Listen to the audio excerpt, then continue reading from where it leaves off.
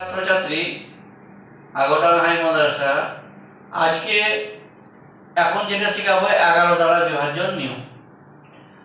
2 দ্বারা 3 দ্বারা 5 দ্বারা বিভাজন অনেকেই নিয়ম জানি, কিন্তু 11টার অনেকে আমরা এই বিভাজ্যতার নিয়মটা জানি না। অর্থাৎ বড় একটা সংখ্যাকে 11তে কাটতে গেলে কাটাকাটি হবে কি না হবে না মুখে মুখে আমরা বের করতে পারবো। যেরকম এরকম একটা সংখ্যা আছে, এটা 11 দিয়ে ভাগ করলে মিলবে কি মিলবে না সেটা আমাকে দেখতে হবে। এক্ষেত্রে প্রথমে টিক দেওয়া যেগুলো আছে, টিক প্রথমে কি করব, একটার পর একটা টিক দিলাম। প্রথমে এটা টিক দিলাম, একটা বাদ দিলাম, আবার একটা টিক দিলাম। তাহলে এখানে টিক কি মাথায় দিয়েছি, এরকম টিক চিহ্ন দিতে পারি, এরকম দাগও দিতে পারি। এই যে এগুলো দাগ দিয়েছি সেগুলো যোগ করব। দাগ কোথায় কোথায় দিয়েছি, দাগ দিয়েছি হলো কত 8 প্লাস 5 দিয়ে যোগফল হলো কত 8 আর 5 13। যেগুলো দাগ দিইনি সেগুলো প্লেন দাগ দিইনি সেগুলো কত হলো 0 প্লাস 2 ইকুয়াল টু হলো কত 2। তাহলে 13 আর এদিকে হলো 2। এবার যেটা বড় হলো 13, ছোট হলো 2। বড়টা থেকে ছোটটা বিয়োগ, তাহলে বড়টা থেকে ছোট বড় হলো কি 13 মাইনাস 2 ইকুয়াল টু হলো 11 দিয়ে এবার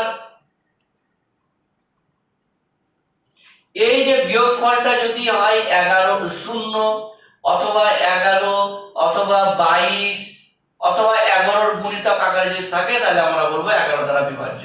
তাহলে এই সংখ্যাটি কত দ্বারা বিভাজ্য, 11 দ্বারা। কেন, এই বিয়োগফলটা যদি হয় 0 অথবা 11 মাল্টিপল, অর্থাৎ 0 হতে পারে অথবা 11 হতে পারে অথবা 22 হতে পারে অথবা 33 হতে পারে অথবা 44।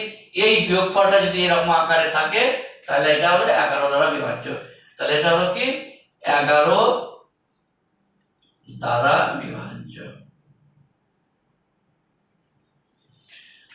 এই সংখ্যাটি আমরা 11 দ্বারা বিভাজন নিয়মে কি করব, প্রথমে একটা টিক দেব, তারপর আবার একটা টিক দিলাম, মাঝেটা ফাঁকা। তাহলে যেগুলো টিক দিয়েছি সেটা যোগ করব, কত হলো 6 প্লাস 5 ইকুয়াল টু হলো 11। যেগুলো টিক দেওয়া নাই সেটা হলো কত 0 প্লাস 0 ইকুয়াল টু হলো 0 দিয়ে আমরা কি করব, 11 থেকে 0 বাদ দিলে কত হলো 11। অর্থাৎ বিয়োগফলটা হলো কত 11। অর্থাৎ বিয়োগফলটা এক্ষেত্রেও হয় 11। বিয়োগফলটা হতে হবে কি, এটা মনে রাখতে হবে, বিয়োগফলটা হতে হবে 0 অথবা 11 অথবা 22 অথবা 3 11 33 অথবা 4 11 44। এটা বিয়োগফলটা।